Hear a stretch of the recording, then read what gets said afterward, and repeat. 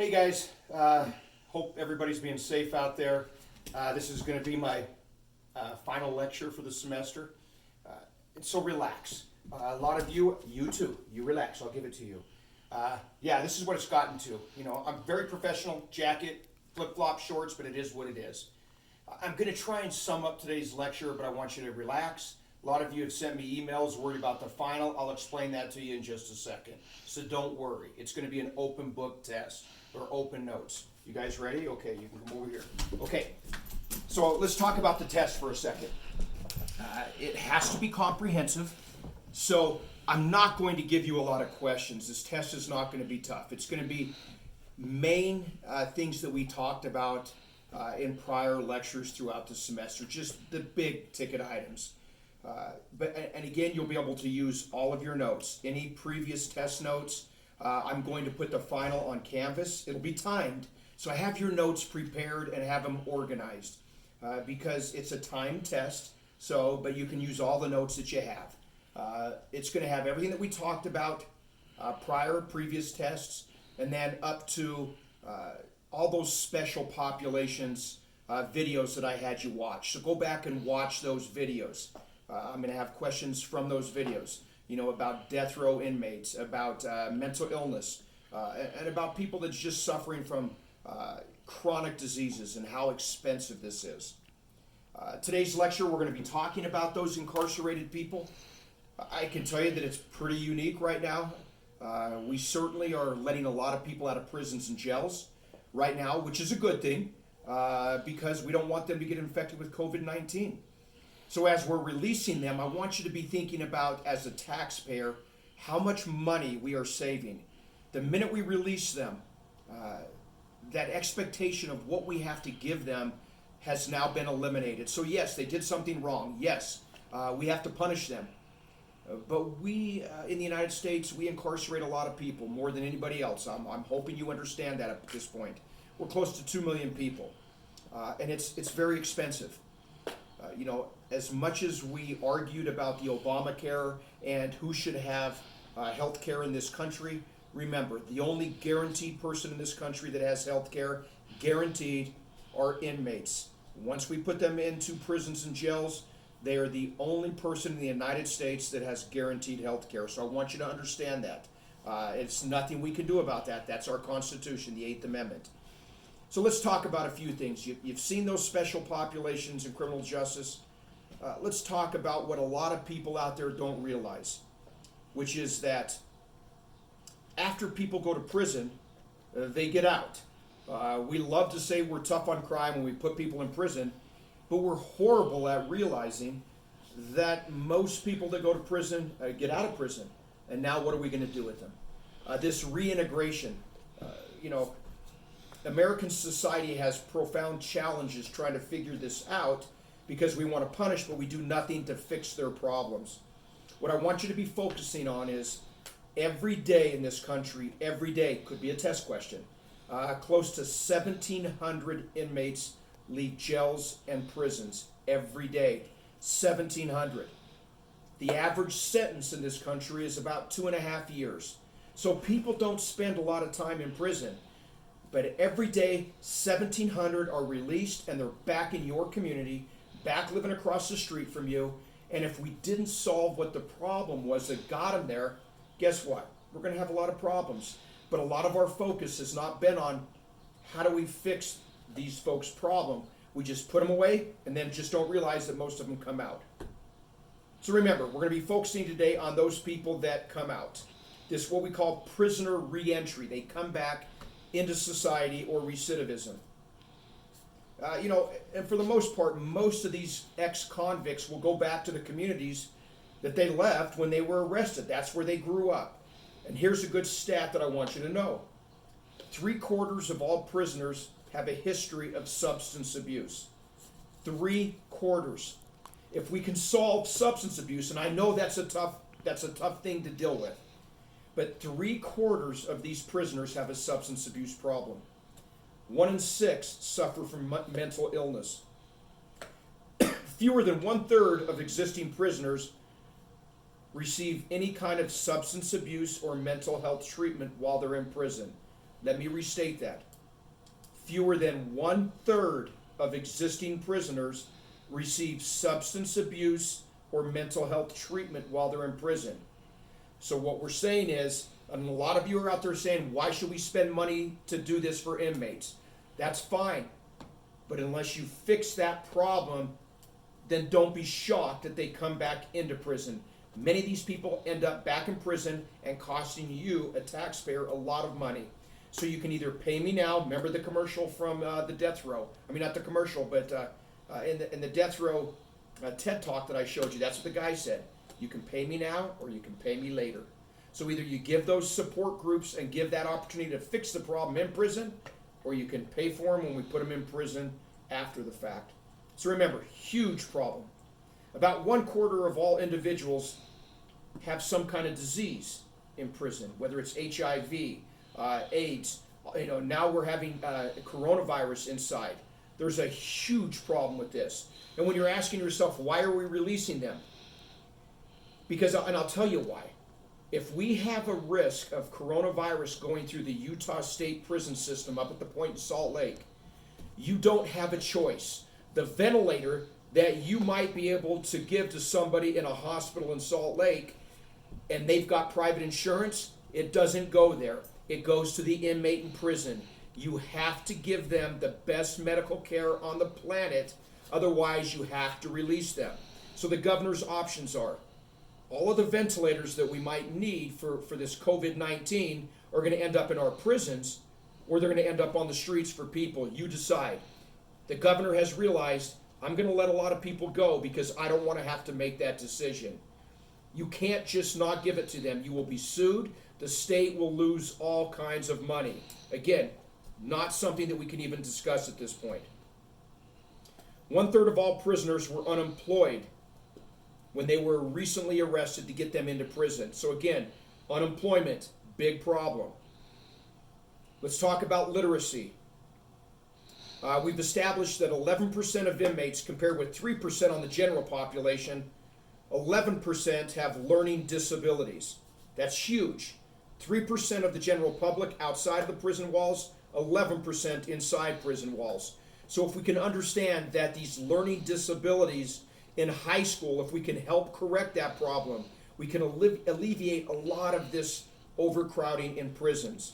There's so many different things that intertwine. We've got 60, 70 years of research that we can show you. This is why people end up in prison for making poor decisions. Extremely important. Remember, they're the only population that we have guaranteed health care for. I want to bring up, which is kind of unusual, but George Bernard Shaw. George Bernard Shaw is a playwright, wrote plays, Irish playwright, love the Irish. However, very, very smart man, was involved in politics. As a playwright, understood a lot of things. And what Bernard Shaw understood was, and he wrote a document, it was actually in a newspaper, and he wrote about people that go to prison. Why do they do that? And because of our Constitution and the reason of the 8th Amendment that we can't be cruel and unusual, the living conditions in prison are much better than the living conditions on the street. Let me state that again. Our prisons in the United States, the living conditions, where you're sleeping, what you're eating, the medical care, you have psychologists, you have dentists, you have psychiatrists, you have everything you need. The living conditions in the prisons are better than the homeless on the streets across the United States. And Bernard Shaw understood this, and he basically stated, if a prison does not underbid the slum in human misery, the slum will empty and the prison will fill. So understand, there are a lot of people that have mental illness, a lot of people that don't have shit. Realize, I can live out here on the street and scrape and starve and have no medical attention, or I can go commit these petty crimes and make the government pay for me to live. So don't just think back to square one of this rational free will idea that people make poor choices. Actually, many people make very rational choices, deciding, do I want to live on the streets, sleep in the dirt, or do I want to go and commit a crime so that I can let the government take care of me. So yes, they're making a decision to commit a crime, and guess what? You're going to pay for that as a taxpayer because of the system that we have.